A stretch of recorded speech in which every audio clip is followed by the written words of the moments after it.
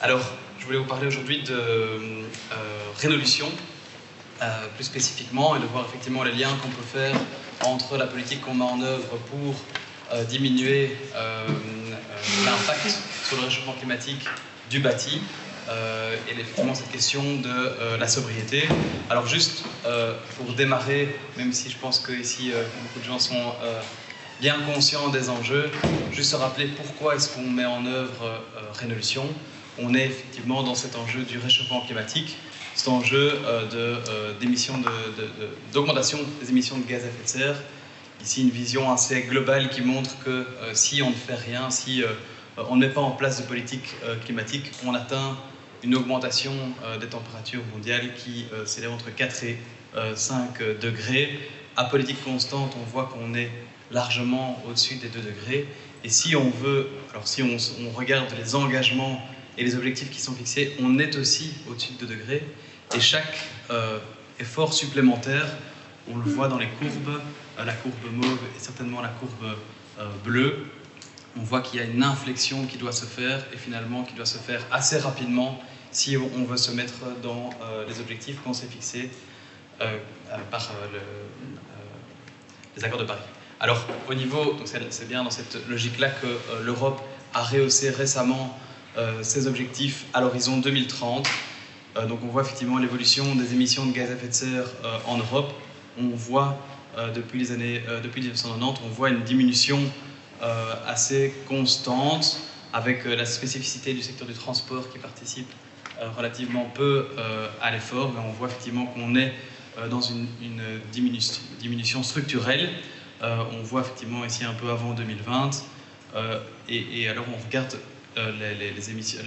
l'objectif qu'on s'est fixé en 2030 de 40% de réduction, on voit qu'on n'est pas vraiment dans la ligne pour atteindre l'objectif de neutralité en 2050. Et donc c'est dans cet objectif que l'Europe s'est fixé une rehausse de cet objectif de 40 à 55%.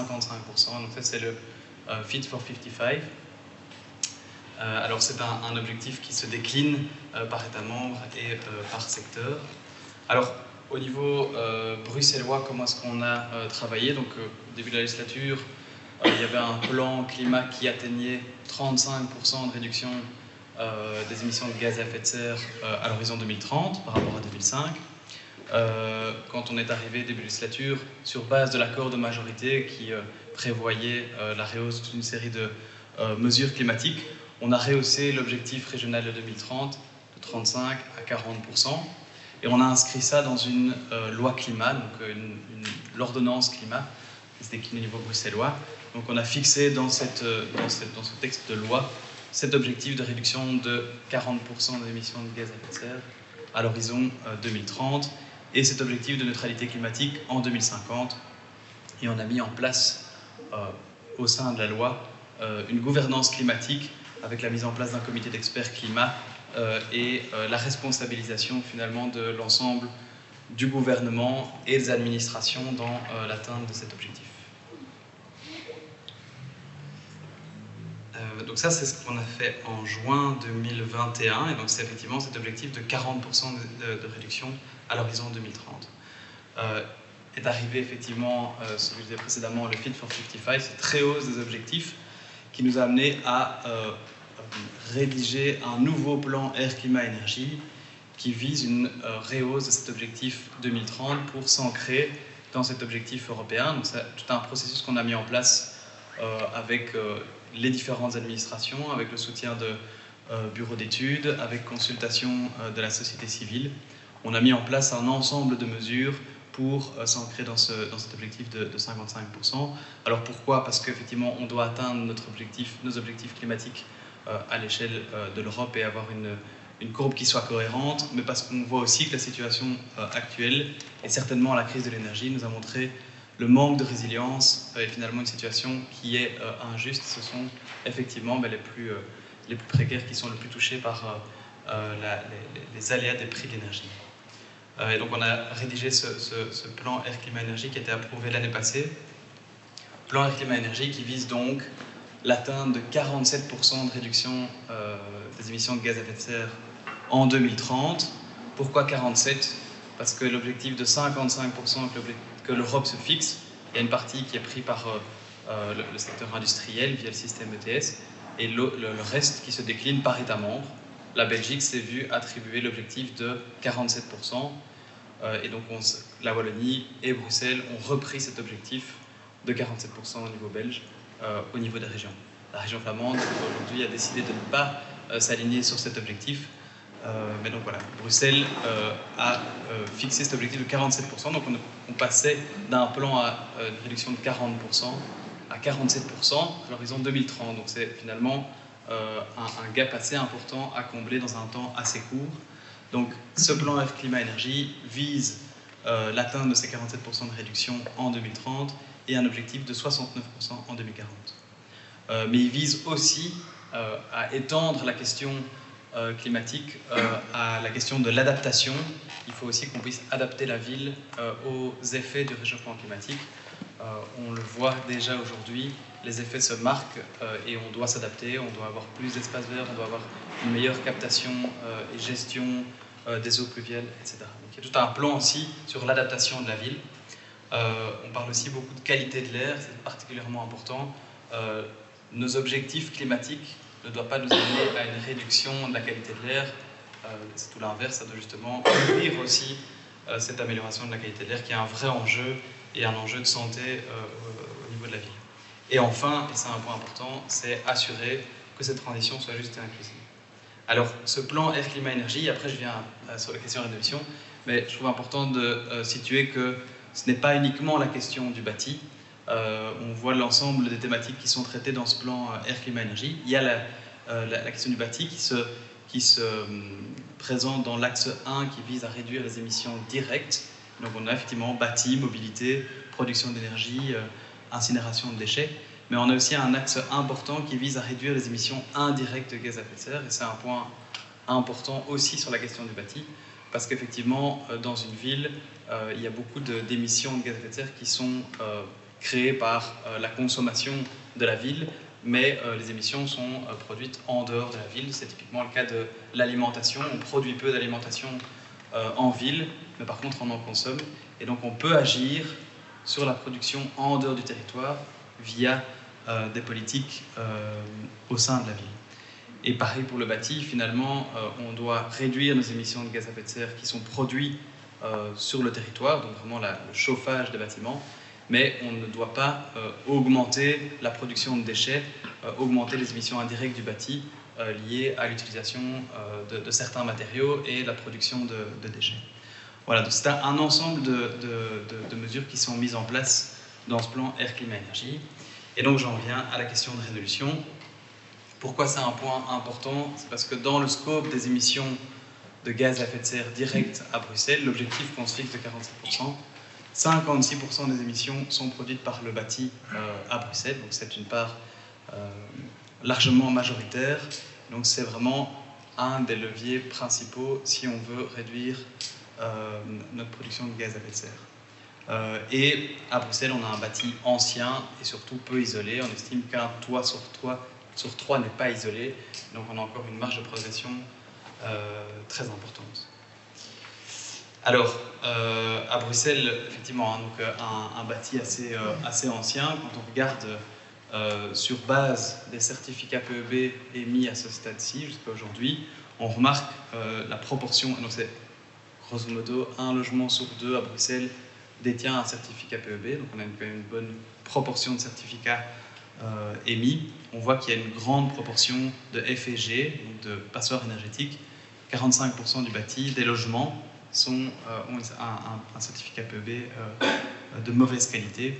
Et on voit l'évolution très importante nécessaire si on veut atteindre nos objectifs. Et donc si on veut atteindre notre objectif en 2050 de neutralité, il faut qu'on atteigne le 100 kWh par mètre carré et par an. Je reviendrai, parce que quand on parle PEB, ça a fait beaucoup de questions, je reviendrai sur la question PEB. Juste pour montrer l'effort substantiel qu'on doit faire. Un point important, c'est que finalement, on a une dynamique qui est encourageante. On remarque, donc là, on voit la courbe du haut, c'est l'ensemble des émissions de gaz à effet de serre du territoire bruxellois. On voit que certainement depuis 2005, on a une tendance à la baisse qui est assez structurelle. Et on voit, donc la courbe rose, c'est la contribution du bâti. on voit qu'il y a une réduction importante des émissions de gaz à effet de serre. Donc, depuis 2005, sur l'ensemble du territoire, on a réduit de 25% nos émissions de gaz à effet de serre. Et la partie bâtie, résidentielle en rose et tertiaire en vert, contribue à cette réduction. Et certainement sur le secteur résidentiel, on n'a pas pour autant moins de résidents bruxellois que du contraire, en fait, la population a augmenté de près de 15% durant cette même période. Et donc, c'est un point important et à garder en tête aussi quand on parle voilà, souvent d'isolation, on évoque l'effet rebond. Quand on isole, on va consommer tout autant parce que finalement on va augmenter son niveau de confort. Effectivement, ça peut se constater dans certains endroits, mais dans l'ensemble, on remarque quand même que les politiques énergétiques mises en place ces 15 dernières années ont un effet sur les émissions directes de gaz à effet de serre à Bruxelles. La mise en place de primes, la mise en place d'une PEB ambitieuse sur le neuf avec cet objectif passif pour le neuf, la mise en place de programmes plage, etc. J'y reviendrai, mais voilà, c'est quand même un élément important, c'est qu'on voit l'effet des politiques mises en œuvre. Et de la sensibilisation aussi finalement à la question de la consommation énergétique. Alors, la rénovation à Bruxelles, il y a deux grands enjeux qui sont particulièrement importants par rapport à d'autres régions, c'est qu'on a 61% des logements qui sont en location. Et donc effectivement, ce sont des propriétaires bailleurs qui doivent investir dans leurs biens pour l'isoler et finalement qui n'ont pas le retour financier parce qu'ils ne payent pas eux-mêmes les charges. Pour faire simple. Donc il y a quand même cette difficulté de mobiliser un propriétaire bailleur. Et d'ailleurs, on le voit dans les chiffres de la précarité énergétique. On voit une proportion de ménages en précarité énergétique plus importante dans les locataires, dans la partie locataire. Et par ailleurs, plus d'un logement sur deux est en copropriété. Vous l'avez peut-être tous vécu, ou vous le vivez peut-être encore aujourd'hui. C'est compliqué de prendre des décisions dans des copropriétés, des décisions sur des investissements conséquents. Donc ça, ce sont deux grands enjeux, deux grands défis pour spécifiques au territoire bruxellois. Alors, ici, une vision de la part des propriétaires par décile de revenus. Je ne vais pas la faire longue parce que on peut, je pense, vite s'y attendre. Mais effectivement, on voit que les personnes à plus haut revenu sont proportionnellement plus propriétaires, occupants que des personnes à bas revenus. Voilà, donc ici, c'est important aussi de situer que la part des locataires est d'autant plus importante dans les bas revenus. Et donc, la considération de ce qu'on doit mettre en place est quand même assez différente. Et donc, dans les plus bas revenus, on a effectivement de l'ordre de 20% qui sont propriétaires occupants.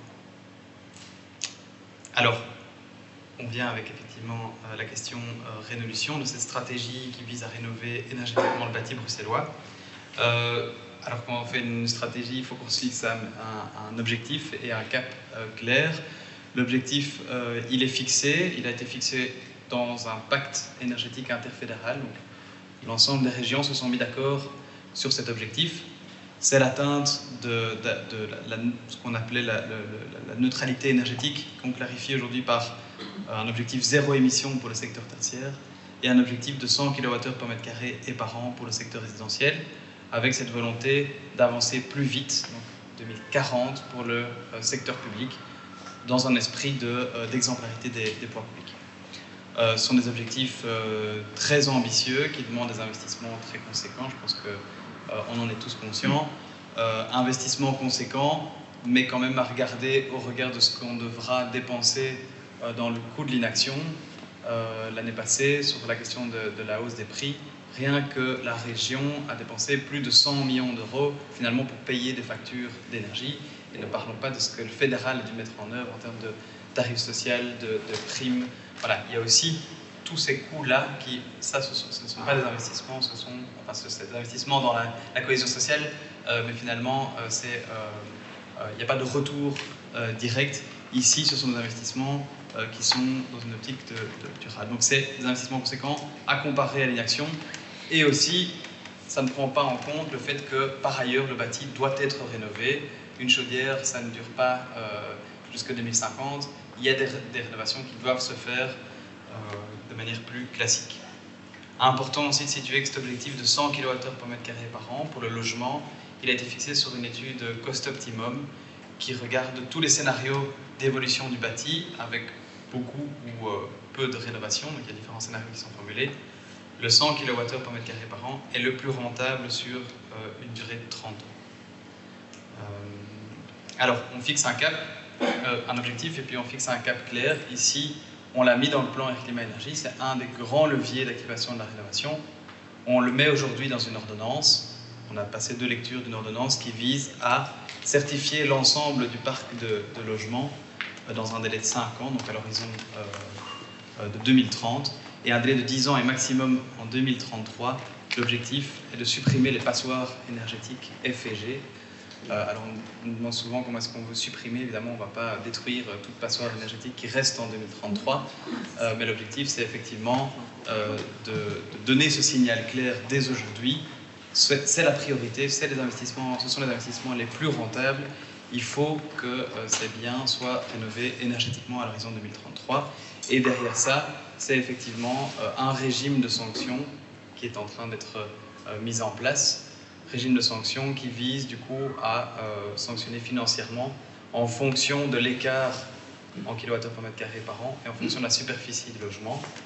Et une sanction qui sera sur une durée de 10 ans. Et quand les personnes sortent de cette situation, ils arrêtent de payer cette sanction. Ça, c'est la logique générale. Alors pourquoi est-ce qu'on met en place ces obligations? Déjà, on n'est pas les seuls à l'envisager, à commencer par la directive PEB qui est en discussion déjà depuis quelques mois au Parlement européen, qui vise la même chose en fait, supprimer les passoires énergétiques aux alentours de 2030, 2033, ça dépend un peu des versions de la directive. Voilà, il y a cette réflexion au niveau européen et il y a cette réflexion dans l'ensemble des États membres. La Wallonie, la Flandre réfléchit aussi à la mise en place d'un système d'obligation.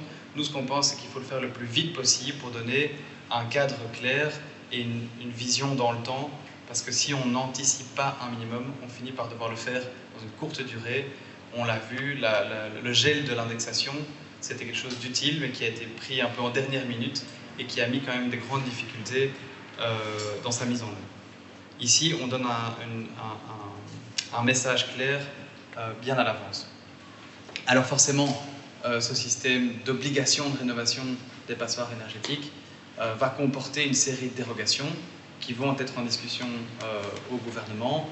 Je vous présente ici de manière assez générale, et qu'on a déjà discuté par ailleurs au gouvernement, des dérogations qui seront, alors de manière générale, quand on parle d'obligations PEB, il y a la possibilité de faire valoir l'infaisabilité au niveau technique. Il n'y a pas la place, pas la possibilité de répondre aux exigences au niveau technique. Infaisabilité au niveau fonctionnel, c'est qu'on met en difficulté la fonction de l'unité PEB, du logement, et infaisabilité au niveau économique. Et donc, par exemple, ceux qui sont dans un bien classé, ils peuvent faire valoir qu'ils n'arriveront pas à atteindre l'objectif sans déroger aux réglementations patrimoniales. Et donc, voilà, c'est typiquement ce type de dérogation qui pourrait être présentée. Une des dérogations qu'on réfléchit, qu'on a déjà présentée dans son idée au gouvernement et qu'on a discuté, je pense, avec certains d'entre vous dans un atelier spécifique, c'est la possibilité de mettre en place une dérogation en fonction de la consommation réelle. Et donc là, c'est vraiment ici dans un scope qu'on imagine comme celui-ci. Ça va encore certainement évoluer, mais c'est pour vous situer l'intention. Pour des propriétaires occupants, pas des propriétaires bailleurs, qui sont donc propriétaires depuis au moins 3 ans et dont la consommation en énergie primaire est inférieure à l'objectif qui est fixé de 100 kWh par mètre carré par an, et ce sur une durée minimale de 3 années consécutives, et qu'effectivement peut montrer que des travaux d'amélioration énergétique apparaissent disproportionnés. Et donc ça, c'est la volonté de pouvoir éviter à certains des investissements conséquents si par ailleurs ils ont mis les choses en place pour réduire leur consommation. Alors c'est et c'est écrit en grand, il faut être attentif aux impacts sociaux, c'est un point assez sensible. Je pense que vous voyez ce qu'on veut viser ici, c'est effectivement ceux qui font l'effort de réduire leur consommation réelle et pour qui finalement l'investissement et l'isolation aura un impact assez faible parce que d'autres choses sont mises en place pour limiter la consommation. L'objectif ici, c'est d'éviter finalement, et c'est pour ça qu'on exclut les propriétaires bailleurs, c'est que ici on soit dans une perspective de sobriété voulue, réfléchie, anticipée, et pas quelque chose qui soit imposé ou subi. Et c'est un enjeu très important, certainement à Bruxelles. Quand on regarde les chiffres de la précarité énergétique, on voit que, alors on est globalement à 27% des ménages qui sont en situation de précarité énergétique. La Fondation Rabaudouin définit différents types de précarité énergétique. Et il y a la précarité énergétique cachée, c'est-à-dire que ce sont des ménages qui consomment anormalement peu. On peut l'expliquer par différentes raisons, peut-être c'est cette démarche de sobriété, peut-être aussi des biens qui sont chauffés par d'autres logements, dans un bâti assez dense, mais on le sait par la réalité de terrain aussi, il y a des personnes qui se mettent en auto-limitation, donc ils se limitent eux-mêmes leur consommation et se mettent dans des situations d'inconfort très fort et subis. Et même d'autocoupure, des personnes qui ne savent plus payer, qui ne comprennent pas leurs factures, qui ne comprennent pas, qui ont eu des amendes très élevées de leurs fournisseurs parce qu'ils ne comprenaient pas dans quel contrat ils étaient, etc. Et qui finissent par se couper de l'énergie, préfèrent ne plus payer l'énergie plutôt que d'être dans ce rapport de force inégale avec les fournisseurs. C'est une réalité et donc on doit éviter de simplement mettre ça sous le tapis et se dire, ben voilà, ces personnes-là n'ont pas à s'isoler parce qu'ils consomment peu. Donc voilà, c'est un point qu'on souhaite mettre en œuvre en étant effectivement attentif aux impacts sociaux. Alors, un point important, donc on doit réduire notre consommation, mais on doit aussi sortir de notre dépendance aux énergies fossiles si on veut atteindre cet objectif de neutralité climatique en 2050. Et donc, effectivement, se chauffer au gaz naturel en 2050, en fait, ce sera plus possible, ce sera plus compatible avec les objectifs climatiques qu'on se fixe. Et par ailleurs, on connaît tous les aléas des prix des énergies fossiles qui vont certainement s'accentuer dans les prochaines années. Voilà, on prend une série de décisions ici. Interdiction de connexion aux énergies fossiles en 2025, pour le neuf, bâtiment neuf en 2027. Voilà, il y a toute une série d'éléments qu'on balise, surtout sur le neuf, mais on doit maintenant clarifier la manière dont on peut décarboner la chaleur à Bruxelles, et c'est un point vraiment important. C'est la question des pompes à chaleur, de la géothermie, de la rhéothermie, de la mise en place de réseaux de chaleur. Il faut qu'on sorte de notre dépendance aux énergies fossiles si on veut être cohérent avec les objectifs qu'on se fixe.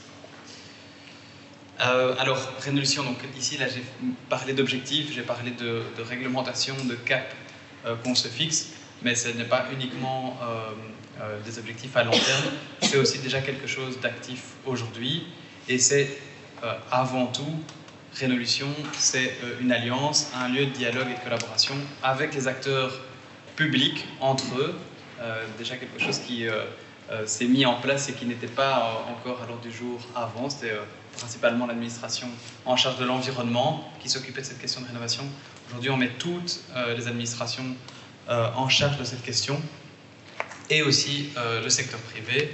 Donc il y a une alliance qui est mise en place qui rassemble plus de 300 acteurs institutionnels publics, privés, associatifs, sur les grands enjeux de la rénovation, la question du financement évidemment, la question de l'évolution de l'urbanisme et du patrimoine, des outils de rénovation urbaine, l'enjeu important de la formation et de l'emploi. Il faut qu'on puisse préparer les personnes compétentes pour mettre en œuvre cette rénovation du bâti. Voilà, ça, cette alliance, elle est en cours, c'est les différents groupes de travail qui sont effectifs. On ne fait que rappeler l'importance de contribuer à cette alliance, à tous les acteurs, parce qu'on n'a pas encore réponse à tout, et c'est normal, et tous les pays européens sont confrontés à ce même enjeu. Il faut qu'on y réponde avec l'ensemble des acteurs. Et donc, c'est une alliance, mais c'est aussi quelque chose qui est déjà effectif, Rénolution. Ici, je fais référence à une campagne de communication qui a eu lieu l'année passée, qui a quand même fait connaître bien Rénolution aux ménages bruxellois. Ici, ça donne un peu de vision de l'ensemble des mécanismes qui sont mis en œuvre en termes d'accompagnement et de financement pour les différents publics cibles. On a vu le réseau Habitat, il y a aussi HomeGrid qui est disponible, c'est des services gratuits pour aider à identifier ce qui peut être mis en place pour réduire les consommations d'énergie. Autorité publique avec Rénoclic, un point important, c'est aussi le programme Plage, je ne sais pas si vous connaissez, qui est pour le secteur public et privé, et qui vise là les grands ensembles de bâtiments et qui vise là un objectif contraignant de réduction de consommation d'énergie. Et donc là, c'est aussi un point important, on vise ici la consommation réelle, parce qu'on a la possibilité pour des grands ensembles d'objectiver la consommation réelle en fonction de l'usage, etc. Et donc ça, c'est le programme Plage, c'était un programme qui était dans les premières années avec adhésion libre. Depuis maintenant 6 ans, je pense, le programme Plage est obligatoire pour les grands ensembles. Ils sont obligés de mettre en place une comptabilité énergétique et ils sont obligés d'atteindre un objectif de réduction des consommations réelles. Soutien à l'innovation avec le Rénolab ID, le Rénolab P-Star, je ne rentrerai peut-être pas dans les détails. Peut-être quand même situer que les budgets alloués à la rénovation du bâti ont plus que quadruplé depuis le début de la législature, donc on a vraiment mis aussi les moyens nécessaires pour rendre ceci possible. Et donc effectivement, alors ça c'est l'évolution des budgets des primes à la rénovation, 2 régimes de primes jusqu'en 2022, prime énergie, prime rénovation. Voilà, en 2019, on était à 25 millions de primes. En 2023, on atteint 60 millions et probablement qu'on atteindra 70 millions à la fin de l'année. Donc on est vraiment dans une augmentation très très importante. On a réformé les primes, on a fait un régime unique, on a communiqué sur ces primes. Il y a eu la crise de l'énergie qui est passée aussi par là. Tous les mécanismes d'accompagnement, voilà, tout ça donne des résultats, c'est-à-dire que les ménages et les entreprises publiques et privées rénovent à Bruxelles. Quelques éléments supplémentaires par rapport à encore ce que c'est Rénolution. C'est aussi une politique d'évolution des règles urbanistiques avec la révision du RRU qui facilite la rénovation énergétique, c'est-à-dire qui dispense une série de travaux de demande de permis d'urbanisme. Il y a eu le gel de l'indexation des loyers l'année passée pour les passoires énergétiques. On espère que ce sera prolongé. Ça n'est pas simple au niveau politique, mais on y croit. Au niveau des logements, c'est aussi l'évolution de la grille des loyers. Donc ça, c'est un point important aussi. Si on oblige la rénovation énergétique, on oblige l'investissement, il faut éviter que les investissements qu'on demande aux propriétaires bailleurs aient comme répercussion une hausse déraisonnable des loyers. Et donc là, on est de plus en plus sur cette grille des loyers, c'est le respect d'un loyer qui soit raisonnable, basé sur les loyers pratiqués dans l'ensemble du territoire, dans une logique plus contraignante par rapport au respect de la grille des loyers, pour que ces loyers restent raisonnables malgré la rénovation du bâti. Des éléments aussi sur le financement et la fiscalité avec la mise en place du prêt Coréno, etc. Je ne vais peut-être pas rentrer dans les détails ici.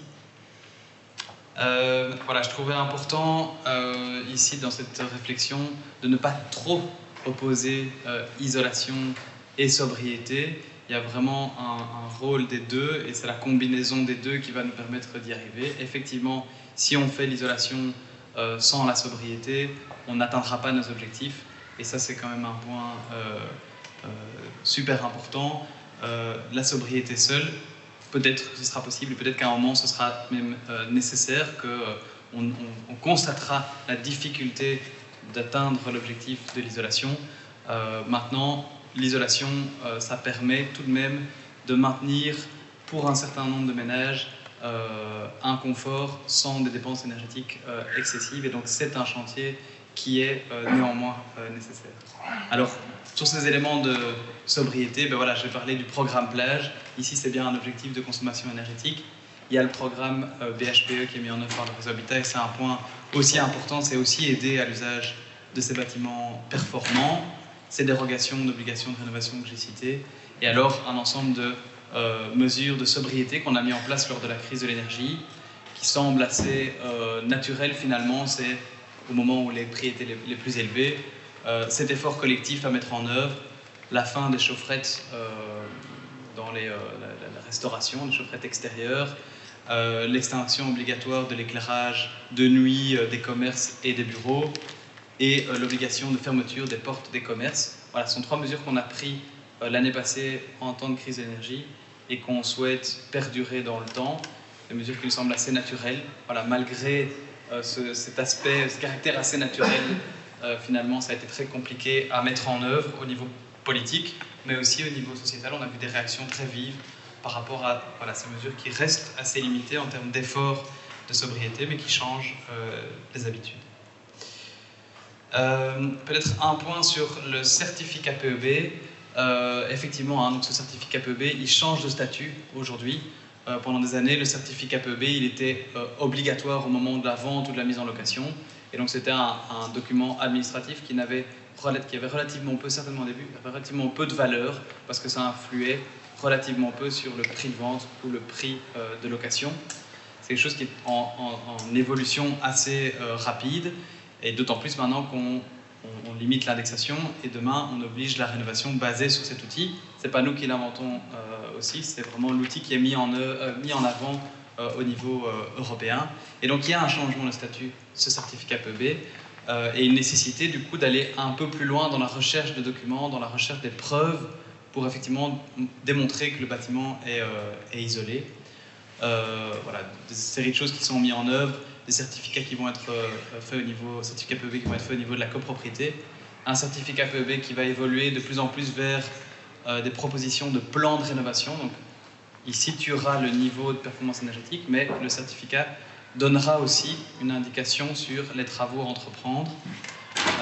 Et alors, un point important, et je pense qu'il est dans la réflexion ici aujourd'hui, c'est la volonté de rapprocher les consommations théoriques du certificat PEB vers les consommations réelles. Alors, qu'est-ce qu'on observe aujourd'hui?